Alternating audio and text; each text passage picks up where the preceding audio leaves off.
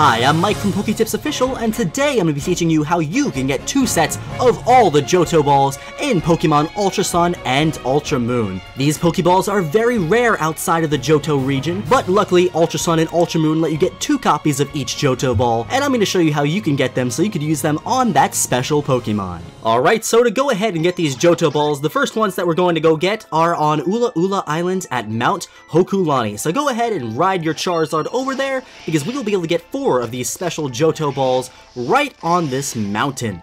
So, Charizard's gonna fly us over here, and then as soon as we touch the ground, we are going to run down from the Pokemon Center, and then head over to the right. There we will see a familiar face, Professor Samson Oak.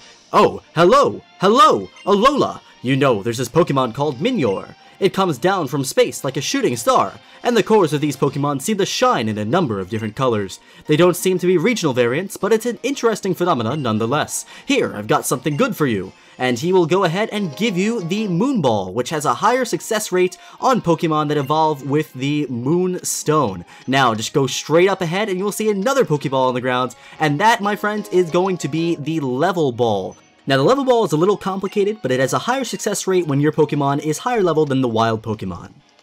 Now, for these next 2 Pokeballs, we're going to want to head down the mountain just a little bit, so I recommend hopping on your Tauros, because this is going to be a little bit of a long run, and Tauros will make it feel like it's very, very fast. So we're going to go ahead and get the Fastball. The Fastball is a pretty interesting Pokeball. Back in the day, it was really good on Pokemon that used to flee from battle, but ever since Heart Gold and Soul Silver came out, they changed it so it's very effective on Pokemon with over a base 100 speed. Alright, and the last ball on Mount Hokulani is the Heavy Ball, which is really good on heavy Pokemon and really bad for catching lighter Pokemon. If you want a fun challenge, go ahead and try to catch a Beldum in a Heavy Ball. In Sun and Moon, it was not possible, but they changed it in Ultra Sun and Moon, so you can theoretically get it, but it's going to be very, very, very tough because Beldum already has a very low catch rate, and with the Heavy Ball working best on heavy Pokemon and having lower chances on Pokemon that are really light, this would definitely be a tough but rewarding challenge. Now it's time to go over and head toward Blush Mountain, where we could find yet another Johto Ball. So you'll land on Route 12 when you fly over here with your ride Charizard, run through the grass and hopefully don't encounter a Pokemon, or if you battle that trainer, you can go walk in front of him, and then you will see in this building the familiar face again. It is Oak again. Oh, hello, Alola. Here in the Alola region, volcanic eruptions can result in a long, thin strands of magma. They form strands of glass, rather like hair. But the hair on Diglett here is not glass, but rather whiskers of some metallic substance. They use them for communication and as a sort of sensor to investigate their surroundings. Here, I've got something good for you. And he will go ahead and give you the Lure Ball, which is great for Pokemon that live underwater that you catch with your fishing rod. Alright trainers, and for your last 2 Johto Balls, the Friend Ball and the Love Ball, you're going to want to head over to Mali City. Now before you do this, make sure that you have yourself an Alolan Persian because you need it to get one of these Johto Balls. Now the easiest way to get an Alolan Persian is by going over to Mali Garden and SOS chaining Meowth. Meowth there has a 20% chance of calling an Alolan Persian for help. I did that and it only took me about 3 minutes to get myself an Alolan Persian. If you don't want to do it that way, you could just level up Meowth with a very high friendship value, and then it will evolve into Alolan Persian. Now once you have this Pokemon, go ahead and head into the library over here, where you will see once again the one and only Professor Samson Oak.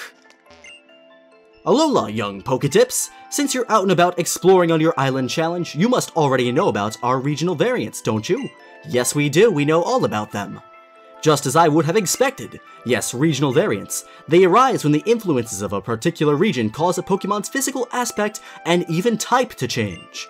If you have a local Persian, the regional variant, I would quite like to see it. Oh, that's a local Alolan Persian, alright. I've heard that having a round face can be considered quite cute here in Alola. Maybe that explains the Alolan regional variant. And since Persians are so smart, even before they evolve, it may be that they use the extra energy born during evolution to instead help strengthen and bulk up their bodies. How very fascinating and alluring! And since this regional variant Persian evolves with only high friendship, I know what kind of wonderful trainer you must be, my young friend, unless we went ahead and caught it by SOS Chain.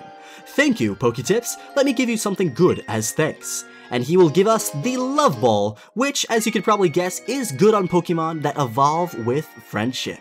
And now for the final Johto Ball that we have to hunt down, you're going to want to head to the Mali City Cape up north. So you're going to want to go over here, and once again, you'll see Professor Oak, and then go ahead and talk to him. Oh, hello, Alola. Did you know that Alolan Grimer are in fact not native to the region at all, but instead are what we would call naturalized Pokemon? There is not so much sludge and pollution for Grimer to feed on here in Alola, so they have grown to feed on garbage instead. They do not give off a foul stench thanks to the way they contain any poisons within their bodies, but their crystals are terribly poisonous. Here, I've got something good for you. Alright, that's one way to segue into giving us a friend ball. And yes, he goes ahead and gives us the friend ball, the final Johto ball that we need to complete our collection.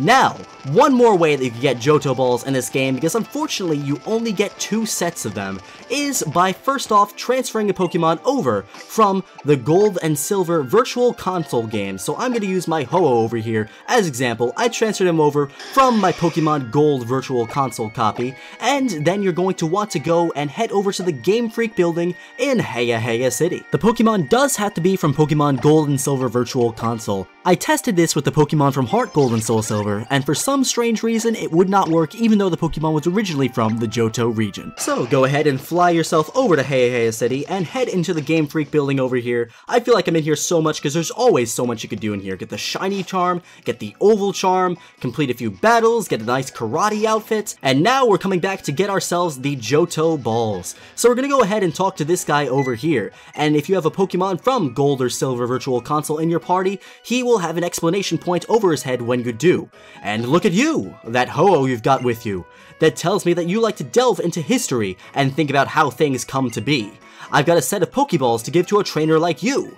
And there we go, now we have a set of 2 of all the Apricorn Pokeballs. Alright, so I hope you enjoy using these Johto Pokeballs. They're very rare and very cool to use, and Pokemon caught inside of them just look fantastic in my opinion. So go out there, pick that special Pokemon, and catch them, breed them down, use them to the fullest potential, and I hope you enjoy them. So I want to thank each and every one of you for watching this video. I hope you enjoyed it, and if it helped you out, please give this video a thumbs up, and subscribe if you're new for more awesome Pokemon Ultra Sun and Ultra Moon content. Alright, thanks again for watching, and I'll be seeing you guys in the next one.